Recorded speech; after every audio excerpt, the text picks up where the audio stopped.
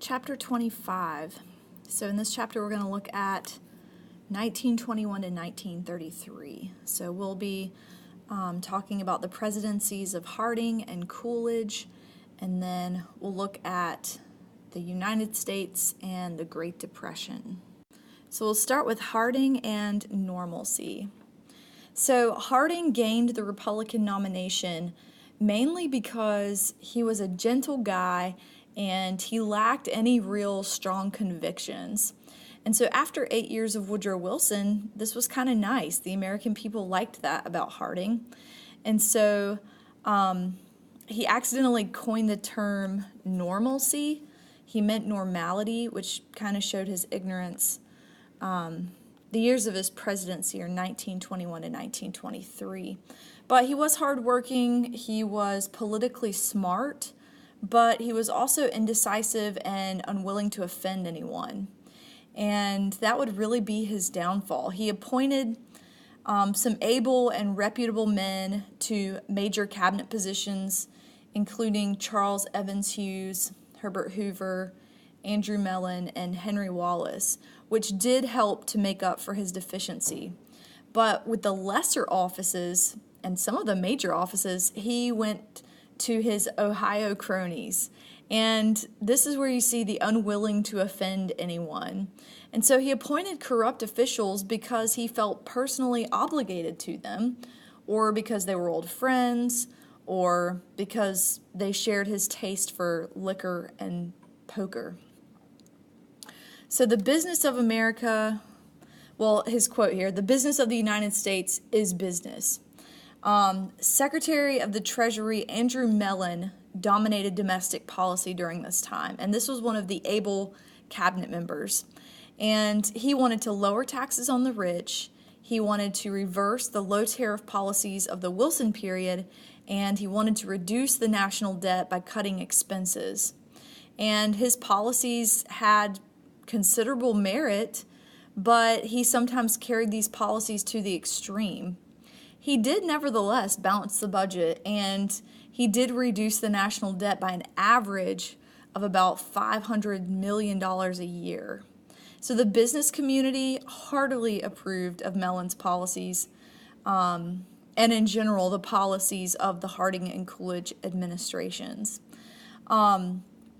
Both Harding and Coolidge used appointments to convert regular bodies like the Interstate Commerce Commission and the Federal Reserve Board into pro-business agencies that ceased almost entirely to restrict the activities of major industries.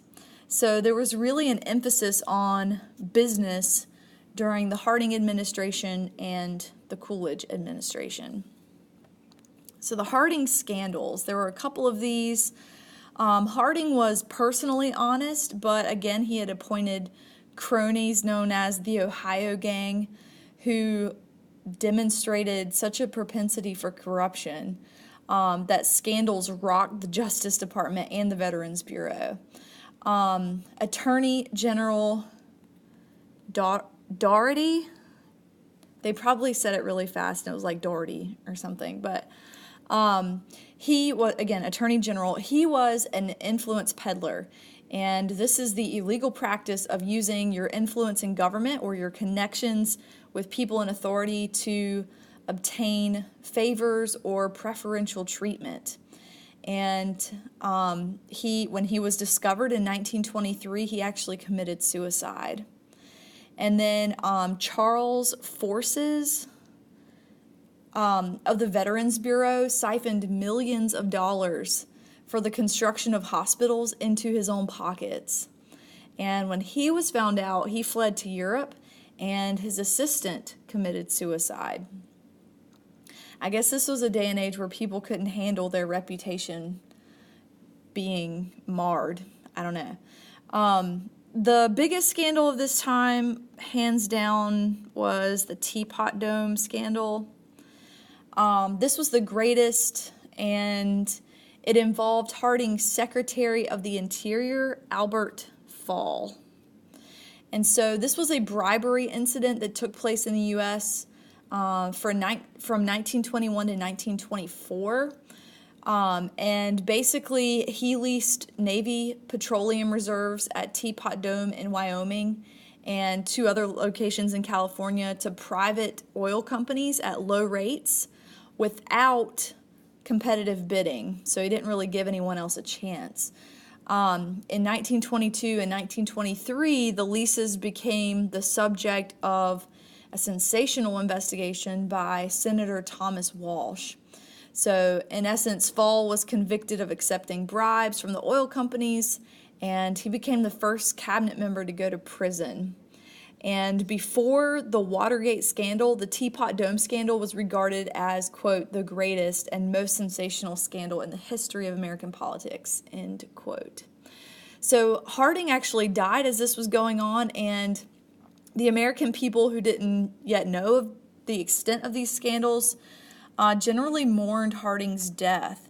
And the exact cause of death, I don't know. He had been on a speaking tour, actually the first president to travel to Alaska to give a speech. But he had recently been ill with cramps and indigestion and fever and shortness of breath.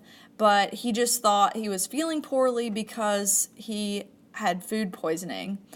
Well, that wasn't the case because he died like a week later. Nevertheless, the people mourned his death because they didn't realize how bad his scandals were. So Coolidge prosperity. So Coolidge was Harding's vice president, and he had no connection with the Harding scandals, and as soon as Harding passed away, he pretty much cleaned house upon taking office, getting rid of the Ohio gang. But his pro-business philosophy made him really popular with conservatives, sort of following in the same tracks as Harding on that. And so a year later, when it was time for the election of 1924, he easily won the Republican nomination. The Democrats at this time were really divided. They finally chose a compromise candidate after 103 ballots. And Coolidge easily defeated the Democratic challenger. His name was John Davies. And there was actually someone running on the progressive ticket as well, Robert M. La Follette, and he finished in a distant third. Peace without a sword. So disillusion with the results of World War I led Americans to withdraw from foreign involvement, so almost entering back into an era of isolationism. American economic interests made complete withdrawal impossible. So they didn't completely isolate themselves. But the United States did avoid formal alliances. Diplomatic efforts included the Washington Conference in 1921, while Harding was still president, where the leading nations agreed to maintain the open door in China and to limit the naval arms race. So basically they would stop building up their navies.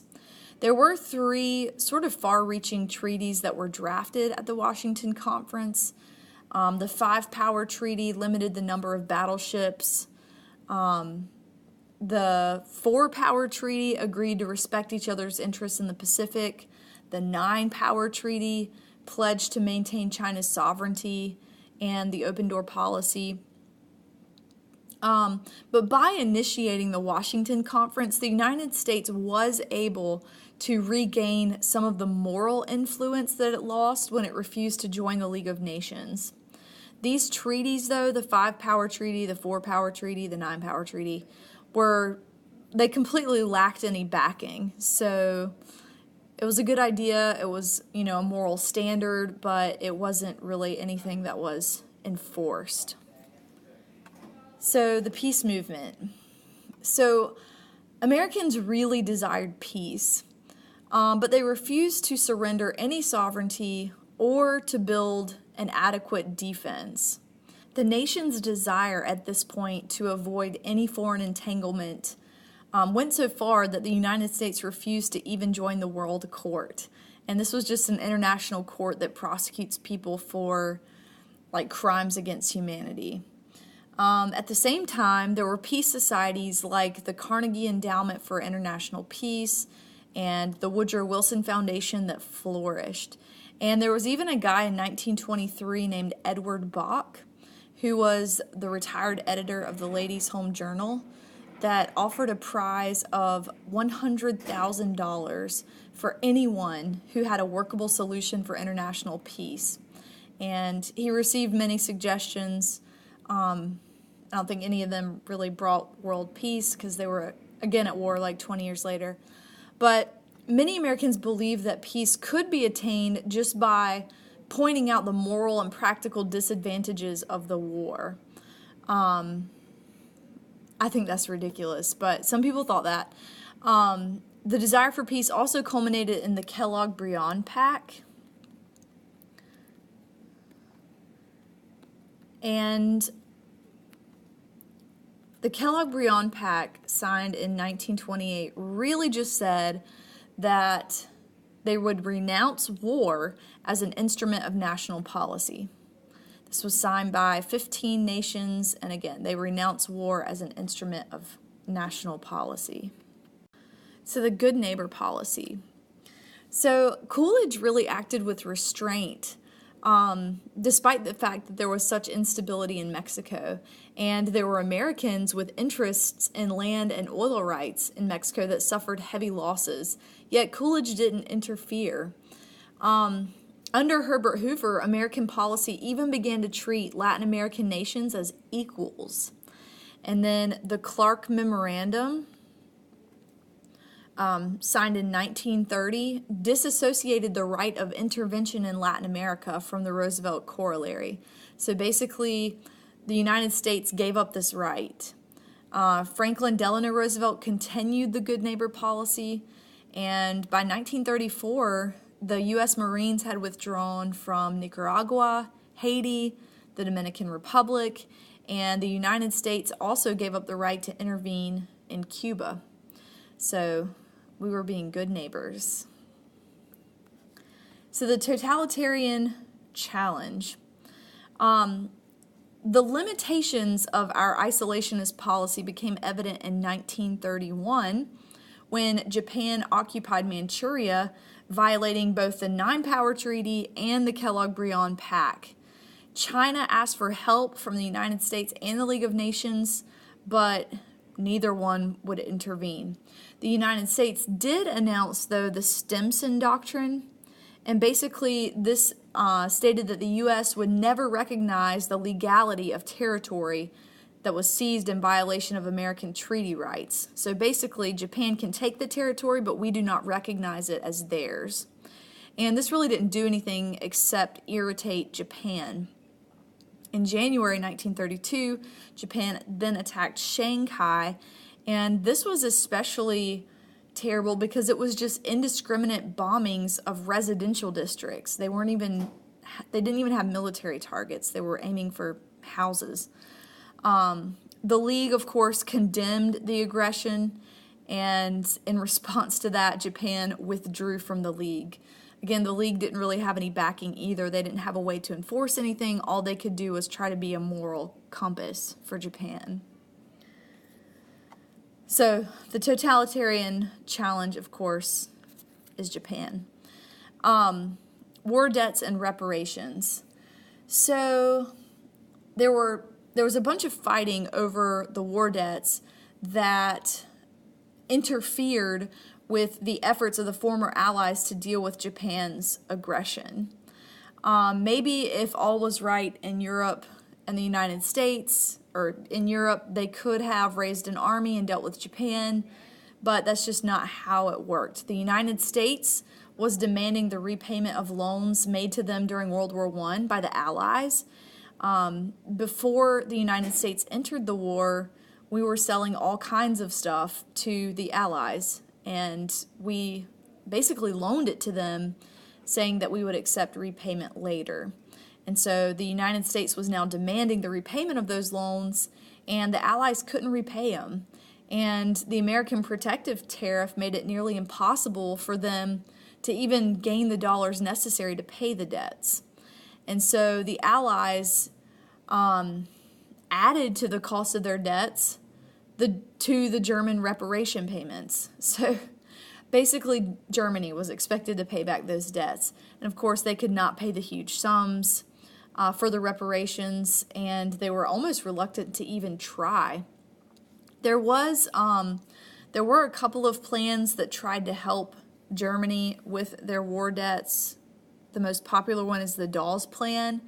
But even still, Germany defaulted on their payments, and in turn, France and Great Britain defaulted on their loans as well. So, we will go ahead and bring our video lecture to an end, and we'll pick up with the election of 1928 in the next video.